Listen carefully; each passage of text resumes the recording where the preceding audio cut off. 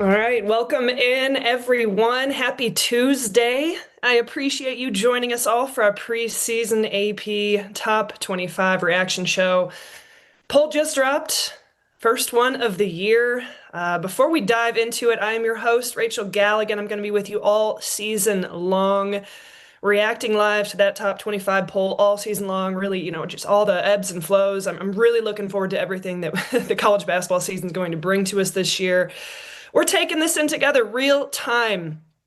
Please feel free to share, comment, react with me in the chat. There's so much to talk about. We only got about 30 minutes here, so I want to dive in right away with you guys. As I said, this poll just dropped about 1 minute ago. Coming in at number one, the UConn Huskies. No major surprise here. Okay, this is the reigning national champs, 37-3 last season. You've got a huge returning class in Sarah Strong, AZ Fudd. In the offseason, they did a great job of adding Sarah Williams, a Wisconsin transfer, out of the transfer portal, probably one of the most productive front courts in all of college basketball. I think when you combine her with Sarah Strong. Sarah Strong averaged about 16.4 points per game, 9 rebounds, 3.6 assists, 58% from the field. Williams last year, again, Wisconsin transfer, expected to make a massive impact with the Huskies, averaged 19.2, 9.8 rebounds. I think, her ability to impact this team along with Strong and with Fudd is going to really determine, can they get back? Can they defend that national championship from a year ago? Really cool. UConn just played yesterday. They beat Boston College in the Hall of Fame exhibition. So a really early glimpse of kind of what we're looking at here from one of the top teams, the top team in the country. They won that game 84-67. Fudd had, I think she had 20, 7 and 9 shooting, a perfect 5 of 5 from the three-point line, 4 assists, 3 rebounds, 2 steals. A lot of people really kind of peg in AZ Fudd as a potential lottery pick, especially if she can continue that type of production from the NCAA tournament last year. Sarah Strong had 17 on 8 of 11 shooting, 5 rebounds, 5 assists. And then Sarah Williams looked really solid, 15 points and 5 rebounds. I think one of the biggest takeaways of that game. Again, it's early. You don't want to look too far at exhibition scores, and we're going to have a lot of those scores kind of rolling in here over the next coming weeks. But they did a great job of turning Boston College over, turning them over 21 times. So UConn setting the tone early, coming in at number one for the AP Top 25. Like I said, I don't think it's any massive surprise. Moving on to number two, South Carolina, the runner-up. 35-4 last season, made that Final Four appearance, as I said, lost in the title game to UConn. Coming in at number two, they had 4 votes for first place. UConn had 27, so really not much of a not a not as close as I think some would have potentially imagined. South Carolina was the preseason media poll favorite to win the SEC. The biggest news was Tania Latson transferring to South Carolina following 3 seasons at Florida State. She was the nation's leading scorer last year, just over 25 points per game. Expected to make a massive impact. A lot of people pegging her as a potential first-round draft pick as well, including the returners, Raven Johnson, Tessa Johnson, Joyce Edwards. And a big-time addition in 6'6" senior Medina Okot from Mississippi State. Big news that came out yesterday, and I was curious how much this could potentially impact the poll, if at all, was that Chloe Kitts announced that she will miss this season with a torn ACL. So that's a big blow. I think Kitts was really primed and ready for a big year this year, and obviously has been such a staple of that South Carolina of success and consistency. So definitely something to pay attention to. Definitely wishing a speedy and healthy recovery to Kitts. But yeah, South Carolina coming in at number 2, the preseason SEC favorites. They're going to have two exhibitions, one versus Anderson and then North Carolina, and then they're going to open up at home. Really interesting, against GCU. The return of Winston Gandy, the current head coach of Grand Canyon, is going to head back to South Carolina. So kind of a cool storyline there, a little bit of reunion between him and Dawn Staley. Coming in at number 3, UCLA. Really following a lot of the early preseason polls so far, at least the ESPN one. UCLA last season was 34-3, that Final Four appearance. A lot of movement this offseason. Lost 6 players in the portal. That was a huge change up, kind of surprised a lot of people. But they did a great job of adding a player in Gianna Neepkins in the offseason. The Utah transfer, probably one of the best and most efficient shooters and scorers in the country, averaged 19.3 points per game, and she's a career 44% three-point shooter. You have returners in Kiki Rice, an expected first-round pick. Charlize Ledger-Walker did not play last season, is healthy. Angela Duglich, Lauren Betts, really being talked about as that potential #1 pick, and her sister Sienna Betts. And then you've got a freshman from Croatia that I personally am a huge fan of, Lena Bilic, who I think can come off the bench and maybe give some impactful minutes here. Lauren Betts was named Big 12 Coaches and Media Preseason Player of the Year, averaged 20 points, 9.5 rebounds, 2.7 assists, and probably the most efficient player in the country. Shot 65% from the floor. Just an absolute force to be reckoned with. So both Betts and Rice were both unanimous All Big Ten preseason selections. So a lot of anticipation. I think UCLA did a really great job of reloading, especially after kind of having a lot of players leave in the off season. But it's UCLA. They find ways to be competitive, and they find ways to be right there at the top of the standings. I know Corey Close does a phenomenal job. They're going to open up versus San Diego State on November 3rd. Coming in at number 4 is Texas, 35-4 last season, made it to the Final Four, lost to South Carolina. They are the preseason media second place, picked second to finish in the SEC. The big time addition in the offseason was Brea Cunningham out of Arizona, the 6'4" center, expected to make a really solid impact this year. You have returners Rory Harmon, Madison Booker, Kayla Oldiker. Booker was SEC Player of the Year, All-American. I mean, the list goes on and on and on. One of the most dominant players in the country. She was picked the preseason Player of the Year in the SEC. Both Rory Harmon and Booker were picked first and second teams respectively. So a lot of expectation, a lot of anticipation with Texas this year in terms of, what's being said. I'm taking a look at kind of the chat right now. I agree. Illini women should be in the conversation. I agree with you. I'll share some of my reactions as we get going here. I also want to know where Kansas State is. I think the biggest thing with Kansas State is this is a team with so much. It's so new. They lost everybody from last year. They have a big time, not turnover rate, but a lot of new additions that I don't think a lot of people know. I would love to talk about them as we get going a little bit further. Kentucky coming in at 20, what are you at? 24? Okay, we'll get to them in a little bit. I'll talk about them as well. Coming in at number 5, LSU, 31-6 last season, made that Elite 8 appearance. Okay, number 5, LSU. Preseason picked 3rd in the SEC. I think the big story is added Malaysia Fulwiley out of South Carolina. An AP All-American, SEC 6th Woman of the Year, averaged just under 12 points a game last year. How much of an impact does Fulwiley have in this LSU system as compared to a South Carolina system? That's one thing I'm definitely paying attention to this year. You also added 6'5" Kate Koval out of Notre Dame. That's a player that I think can really take a huge step here in her second and third years of her college career. And then, of course, Flau'jae Johnson, first team All SEC, projected first round draft pick. I think this LSU team did a great job of really reloading in this offseason. I think they got a chance to be even better than what they were last year. A dangerous team. Any team that Kim Mulkey is coaching is going to be competitive and find ways when it comes to March. But they're gonna open up with 2 exhibitions before hosting Houston Christian on November 4th. Moving on to number 6, Oklahoma. All right, Oklahoma's on the rise, y'all. This team is a force to be reckoned with. 27-8 last season, lost to UConn in the Sweet 16, I believe it was. They were picked to finish 5th in the SEC. If you've been living under a rock, you didn't realize that they added the #1 player in the country, Aaliyah Chavez, nation's top recruit in the 2025 class. That is going to be huge. How does Chavez transition to not just the collegiate game, but the SEC as it is? Key returners, Peyton Verhulst, Reagan Beers, an all SEC preseason first team selection.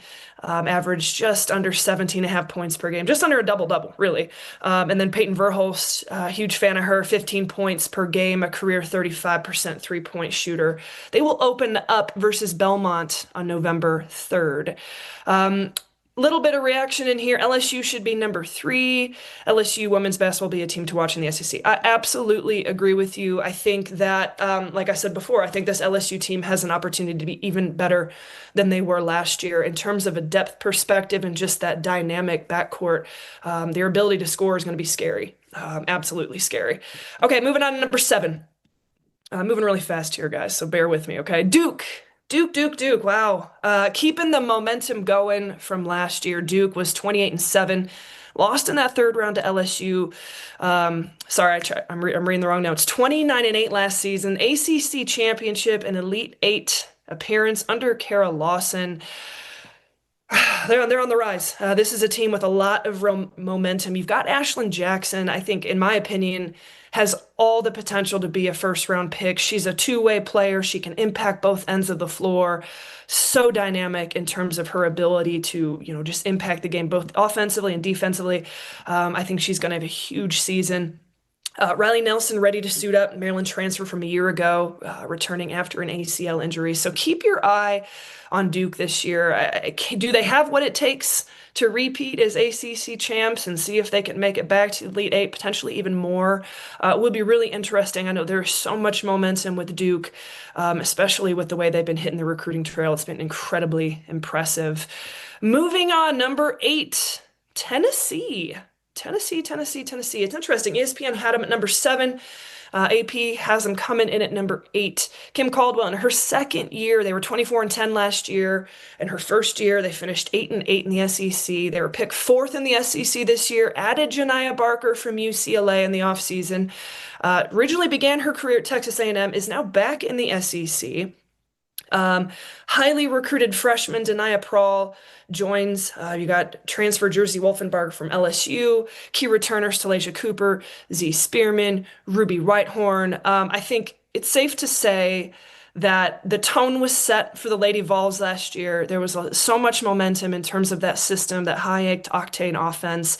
And I think that they're rewarded here in this poll and the expectation. I think that they added the right pieces. This is a deep team. They have to be deep in terms of the way they play and the way that their rotations, the hockey style subbing. But this is a team that really could cause a lot of problems in the SEC, in my opinion. Michaela Williams, sleeper SEC Player of the Year candidate. I agree with you. I definitely think that she can be, like I said, one of the most dynamic scorers in the country, and impact on both ends of the floor. Coming in at number 9, NC State. All right, 28-7 last year, lost in the third round to LSU. Big addition in the offseason, Camille Pierre from Vanderbilt. That's a player that averaged like 21 points a game, close to 10 rebounds per game. They're looking to replace the production of Isaiah James and Sanaya Rivers. Okay, that's going to be the question all year long. Does NC State have the firepower? Adding Pierre was a huge addition. I love the combination of Pierre and Zoe Brooks in the backcourt, that experience, depth, that 1-2 punch. They are going to play High Point in exhibition and then Maryland in an exhibition. And then we'll open up with Tennessee. I think that's a huge game on November 4th on ESPN, Tennessee and NC State. Really just back to back. That's an 8-9 matchup according to the AP poll. So pretty impressive there. Okay, number 10, Maryland, 25-8 last season, added Yarden Gerzon from Indiana, a career 40% three-point shooter. Listen, Maryland just finds a way every single year. You got Smickle, an all Big Ten first team selection, 18 points a game. Sailor Poffenbarger, another key returner. Say what you want. I think this Maryland team, they're always going to find ways to be competitive, even when the roster changes drastically, year after year. I think that Gerzon piece, obviously we know she can shoot it. But sometimes I think the biggest thing is, can she be aggressive enough from an offensive perspective? Okay.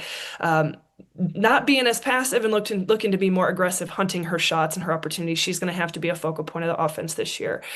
All right. Number 11, North Carolina, 29-8 last season. Big addition. that we talked about UCLA and their transfers. Added Alina Arnasalo from UCLA, the Finnish point guard. I'm a huge fan of Arnasalo. I think she's got an opportunity to come in and compete for massive minutes, if not a starting spot in year one. I actually would be a little bit surprised if she wasn't playing 25 plus minute a game. Added freshman Nyla Brooks, one of the numbers was ranked number 6 most impactful freshman on ESPN. So a lot of momentum there with the Tar Heels coming in at number 11. Number 12, Ole Miss, 22 and 11 last season, picked 6 to finish. By the media in the preseason poll, added 8 new players. The big addition, Cody McMahon from Ohio State. One of the most powerful and dynamic and athletic players in all of college basketball, averaged 15.5 points per game, 5.5 rebounds. Cody McMahon is going to be looked upon as such a staple and a focal point of this roster this year. Definitely really excited to watch Ole Miss and how they're able to kind of, just continue. A Coach Yo team is going to be fun to watch. Doesn't matter who's on the team, doesn't matter what year it is. Coach Yo is going to coach that team up, and they're going to be exciting. All right, let's take a look. Some of the chat here. Lady Vol's top 5 material. Okay. A lot of anticipation only after year one. Zoe Brooks, ACC Player of the Year. Zoe Brooks, trust me, she's as dynamic as they possibly come. We will get to a few of these other teams as we get a little bit further down the line here. I will talk about Wisconsin or Washington because that's a team that I think can be really good. Coming in at number 13, Michigan. Michigan. What do we think? What do we think about Michigan here, guys?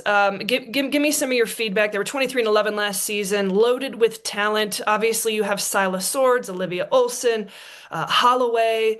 You added a really good piece from Bucknell. Sothelanich, I believe is how you pronounce her last name. Ashley from Bucknell. She's 6'3". She dominated the Patriot League at 20 points per game, 8.5 rebounds per game, 2.5 blocks. I think a lot of Michigan's success is going to have really going to have to come down to how much can she impact coming from the Patriot League, now headed to the Big Ten. Michigan coming in at number 13. Number 14, Iowa State. All right, we're getting into my Big 12 teams a little bit. 23 and 12 last year. A lot of people had a lot of hype around the Cyclones. Throughout the course of the season, they were kind of disappointed. I think that expectation was a little too high. You've now got Audie Crooks and Addie Brown in their upperclassmen years. Audie Crooks, the preseason Big 12 Player of the Year. They added Jada Williams out of Arizona in the portal. That's going to fill the shoes of Emily Ryan, who was there for a very long time, the leader of that Cyclone team. Now going to be on the sidelines coaching them up. But both of those players, Addie Brown and Crooks, all Big 12 preseason. They were picked second in the Big 12 preseason poll. I think that there is a lot of excitement around the Cyclones this year, and I think it's a little bit more warranted than it was last year. A little bit more realistic in terms of you're leaning on a class with eight players. Who really hit the stage early their freshman year and kind of surprised everybody. Then year 2, whether you call it a sophomore slump, I don't really call it that. I just kind of call it coming back down to reality. Now you've got a group of players that are veteran, they're experienced. You've added a great piece in the portal. I think Iowa State can be a Sweet 16 team without a shadow of a doubt. Number 15, Notre Dame. Okay, they were 28 and 6 last season.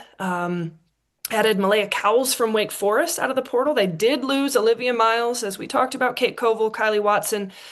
They do return Hannah Hidalgo, one of the nation's most dynamic guards, averaged just under 24 points per game last season for the Irish, is going to be looked upon to fill massive shoes. It's going to look really different there in Notre Dame. Not having Koval, not having Miles. It'll be really interesting to see how the Irish reload. They also added an interesting player, Gisela Sanchez, a graduate transfer out of Kansas State. Super long guard, can run the floor, can be really impactful for this team if she can be utilized the right way. All right, number 16, Baylor. What do we think about the Baylor Bears? Nikki Collin, 28 and 8 last season. Preseason, they were picked third in the preseason Big 12 poll. A lot of really interesting changes, really good offseason additions. Talia Scott out of Auburn, one of the top scorers in the country. They also returned Dariana Littlepage Buggs and Bella Fauntleroy. Also added Yuting Deng out of Auburn and China, who averaged 12 points, 2.5 rebounds per game as a freshman. Baylor, I think, They just find a way. This team is competitive. I think if they can stay healthy, especially having Dariana Littlepage-Buggs back in that rotation, it's going to be fun to watch, TCU and this team go back to back and really compete with each other. Which brings me to my next one. Number 17 TCU. I gotta say, I don't agree. I don't agree with this. I think this TCU team, this is the first one that I'm kind of not thrilled with here. I don't agree personally. I'm really anticipating that. Hear me when I say this. TCU has an opportunity to be even better this year than they were last year. That's saying a lot. I know those are big words. 34-4 last year, Big 12 champs, an Elite Eight appearance, historic year. Obviously, Haley Van Lith, you had a great group of players, veteran players who graduated. Okay, but they reloaded in the offseason. They are the Big 12 preseason favorites, added Olivia Miles out of Notre Dame, Clara Silva out of Kentucky, Marta Suarez, who is a player that no one's talking about right now, but I'm telling you, you're going to be talking about her here in a little bit. She started her career at Tennessee, then was at Cal. She's one of the most versatile forwards in all of the country. So they find ways to reload. You've got Olivia Miles. The question mark's going to be is how does this team really come together?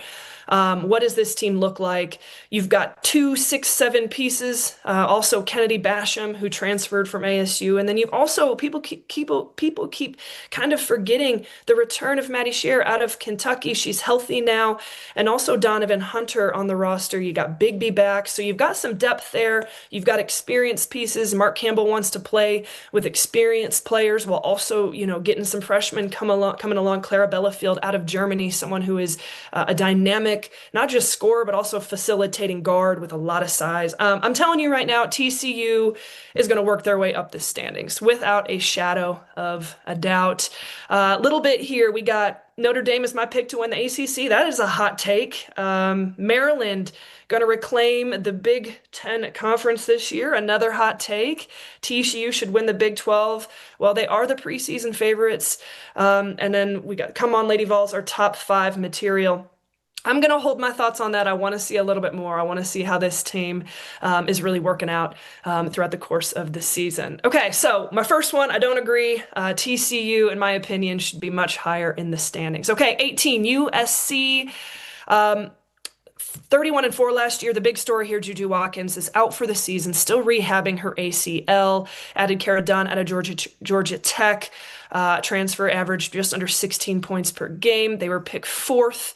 From the coaches poll and 3rd in the media poll in the Big Ten. So obviously the recruiting has been phenomenal at USC, but a lot of that ranking really bumped down because of the news about Juju Watkins. Okay, number 19, Vanderbilt making their appearance. 22-11 last year, picked 7th to finish by the media in the SEC. Man.